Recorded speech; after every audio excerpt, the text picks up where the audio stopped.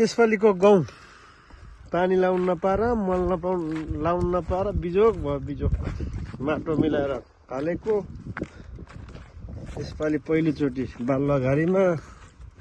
यो तलतिरको जङ्गल सबै फाँडेर ढुट्टो बनाएको छु यतापट्टिको जङ्गल त्यो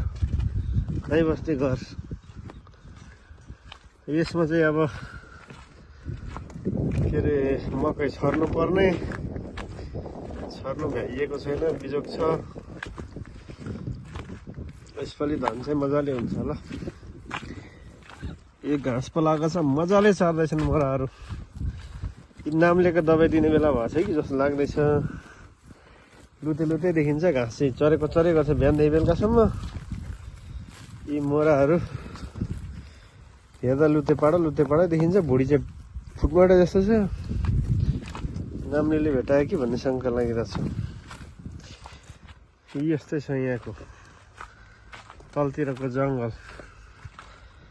यो चाहिँ पैनी यता चाहिँ यसपालि धान खेती हुन्छ यहाँ टक्क त्यहाँसम्म यस्तै छ है जिन्दगी दुःख लाग्दो जिन्दगी छ घाँस मजाले पलाएको छ चरेका चरै छ दुईटा चाहिँ माथि चल्दैछ एउटा पल्लोपट्टि एउटा उल्लोपट्टि